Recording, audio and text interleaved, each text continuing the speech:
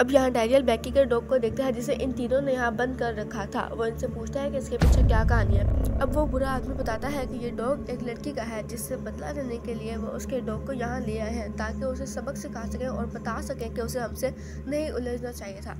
अब बैगी उनके घर के पास आ जाती है और बड़ी गौर से उनकी बातें सुन रही होती है। फिर वो पीछे वाले रास्ते से कमरे के पास जाती है और उसकी खिड़की खोलकर कमरे में दाखिल हो जाती है। फिर वो टेबल पर पड़ी कुछ फाइल्स को देखती है जिसे देखकर उसके होश उड़ जाते हैं क्योंकि उसे पता चल गया था कि ये टेररिस्ट ग्रुप शहर में धमाके करने आए हैं। तो वो उन फाइल्स की तस्वीरें बना लेती है और छानबीन करने लगती है। यहाँ वो शरीफ लड़का जो वॉशरूम जा रहा था और डैनियल उसके पीछे जाता है। उसे एक जगह रोककर पूछता है कि मैं जानता हूँ तुम लोग मुझसे कुछ छुपा रहे हो, ऐसा तुम लोगों ने क्या किया है जो तुम लोग मुझसे छुपा रहे हो। वो शरीफ आदमी कहता है नहीं ऐसा कुछ भी नहीं है, हमने ऐसा कुछ भी नहीं किया जो हम आपसे छुपाएं। फिर डैनियल उसे लेकर एक कमरे में जाता है क्योंकि बैगी उस कमरे में पहले ही मौजूद थी। तो उनके आने की आहट सुनकर वो जल्दी से फाइल रख कर बेड के नीचे छुप जाती है। अब डैनियल उस शरीफ आदमी को अपना प्लान बताता है और लैपटॉप में एक पेन ड्राइव लगाकर उसे सब कुछ दिखाता है और उसे बताता है कि हमें ऊपर से ऑर्डर्स मिले हैं कि शहर में इस जानकारी को फैला दो और अपनी दहशत पैदा करो, उसके बाद हम पूरे शहर में धमाके कर देंगे। अब बैकी उनकी बातें सुनकर बहुत हैरान हो रही थी। उनके जाने के बाद वो खुद लैपटॉप के सामने बैठकर सारी इन्फॉर्मेशन देख लेती है और इस तरह उसे उनके प्लान के बारे में अच्छे से पता चल जाता है। जिसके बाद वो पेन ड्राइव को चुराकर यहाँ से भाग जाती है क्योंकि ये बाद में उसके काम आ सकता था। यहाँ से वो सीधा उनके शेड में थी जहाँ उसे बहुत सारी किस्म के अलग अलग तरह के हथियार मिलते हैं जिसे वो अपने पास रख लेती है। जिन सब चीजों में गन्स और बॉम्ब भी शामिल थे, जो सब लेने के बाद बैकी वहाँ से चली जाती है। उसके बाद वो डैनियल के घर की बेल बजाती है। जब डैनियल बाहर जाकर देखता है तो वहाँ पर कोई भी नहीं होता। जब डैनियल वापस जाने लगता है तो वो अपने पाँव में एक फोन देखता है। फिर वो फोन उठाता है। जैसे ही वो फोन उठाता है उस पर बैकी की कॉल आ जाती है। वो ये सब देखकर बहुत हैरान होता है। वो आखिर अंदर आता है और उन सबसे पूछता है कि ये बैकी कौन है, आखिर इसका क्या सीन है।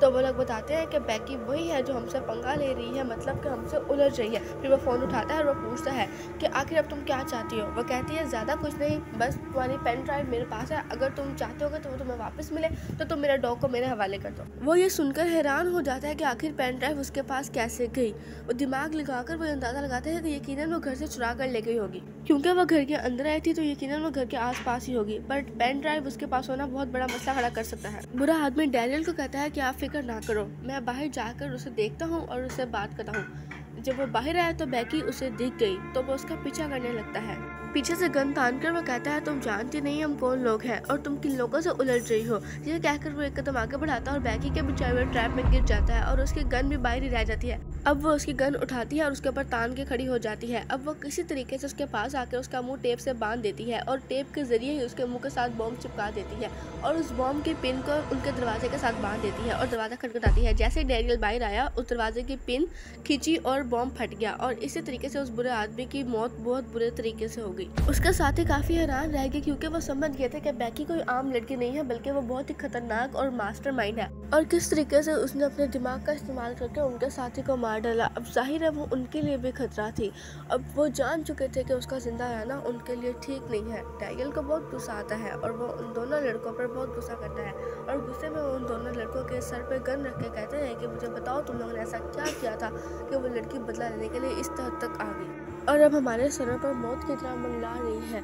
सारी बात सुनकर शरीफ आदमी कहने लगा कि मैं आपको सब कुछ सच सच बताता हूँ। वो कहने लगा कि इन दो साथियों ने उस बुरी औरत को मार डाला। वो शायद बैकी की दादी थी, इसलिए वो यहाँ आई होगी उनकी मौत का बदला लेने। अब मैं बाहर जा रहा हूँ और पुलिस को सब कुछ बता दूंगा क्योंकि इन्होंने उसके साथ जो भी किया वो बहुत गलत था।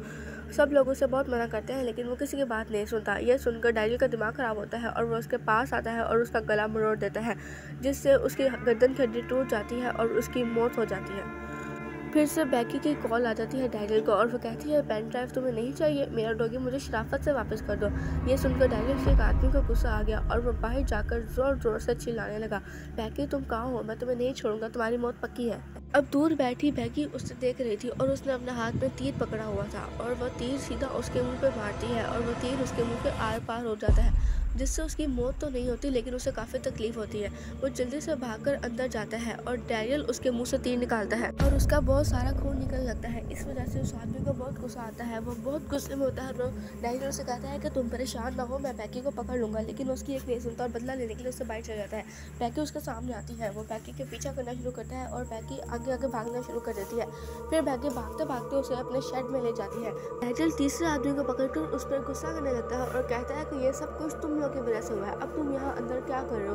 तुम भी बाहर जाओ और उस लड़की को पकड़ के लेके आओ। वो बाहर जाता है और अपनी गाड़ी में बैठकर वहाँ से भाग जाता है क्योंकि वो इस मामले में नहीं पड़ना चाहता। अब डैरियल का आदमी जो बैगी के पीछे शेड में गया था वो उसे पकड़ लेता है और उसे जोर जोर के मारने लगता है। बैगी उसके नीचे धुएं वाला बॉम्ब फेंक देती है जिसकी वजह से हर तरफ धुआं हो जाता है और उससे बिल्कुल खांसी होने लग जाती है और वो वहाँ से निकल के बाहर आ जाता है। अब बैगी भी उसके पीछे बाहर आ जाती है। वो आदमी माफी मांगने लगा और कहने लगा मुझे माफ कर दो, मेरी फैमिली है, मेरे छोटे छोटे बच्चे हैं। अब यहाँ एक टाइम के लिए बैगी को उस पर तरस आ जाता है, लेकिन फिर उसे याद आ जाता है ये तो नाजी है, इन्होंने मेरे मॉम डैड को नहीं बख्शा था, इन्होंने मेरे मॉम डैड को मारते हुए एक वक्त भी नहीं सोचा था।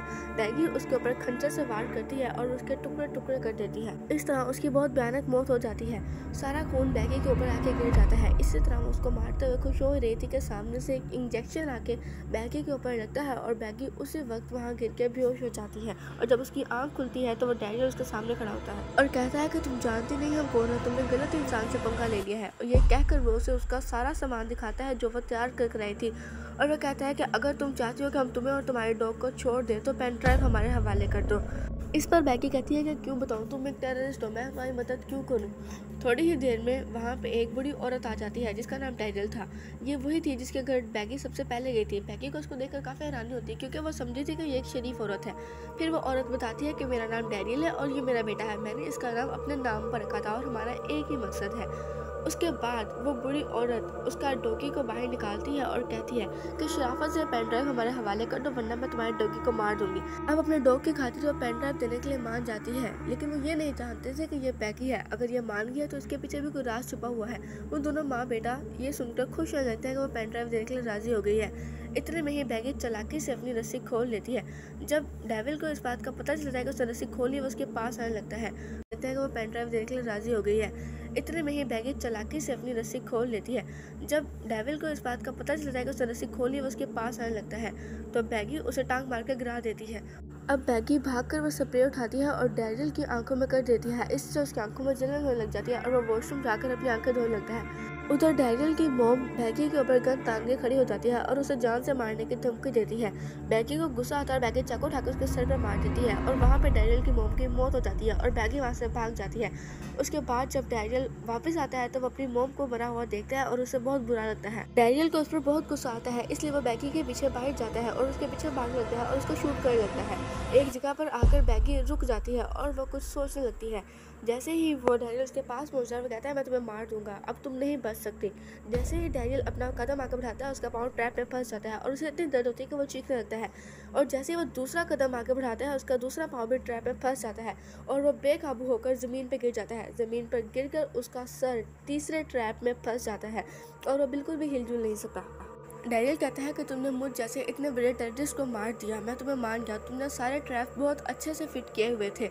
ये सब बातें करके वो मर जाता है और बैगी उसकी पॉकेट से अपनी चाबी निकाल लेती है और वापस घर में जाती है। जब वो वापस घर जाती है अपने डॉगी को छुड़वाने के लिए तो उसकी माँ जो मर गई थी वो जिंदा हो जाती है क्योंकि वो सर पे छुरी लगने से बच गई थी।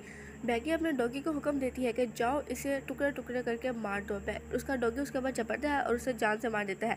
यहाँ बैगी बहुत खुश होती है और अपने डॉगी की तारीफ करती है। 24 घंटे ऐसे ही गुजर जाते हैं।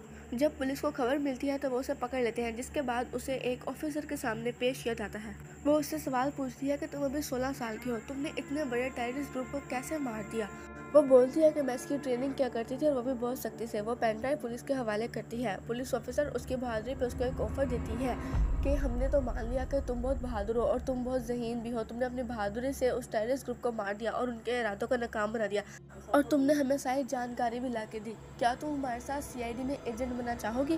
बैगी इस पर हाँ बोलती है और वो आज से CID एजेंट बन जाती है। उसके बाद वो उस गोरे आदमी को ढूंढती है जो कि वहाँ से उस टाइम भाग निकला था। वो वहीं के जंगलों में छुपा हुआ था। जब वो गाड़ी में बैठा हुआ था वो शीशे में देखता है कि उसके पीछे एक गाड़ी आकर रुकती है। उस गाड़ी में से और कोई नहीं बल्कि बैगी ही निकलती है, लेकिन आज वो एक एजेंट के रूप में वहाँ खड़ी थी।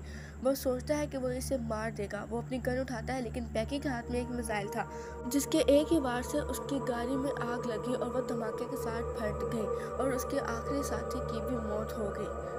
और वो कैमरे की तरफ देखती है और अपने अगले एडवेंचर के लिए तैयार हो जाती है ताकि वो इसी तरीके से बुराई का खात्मा कर सके और उसके इसी इरादे के साथ मूवी ख़त्म हो जाती है।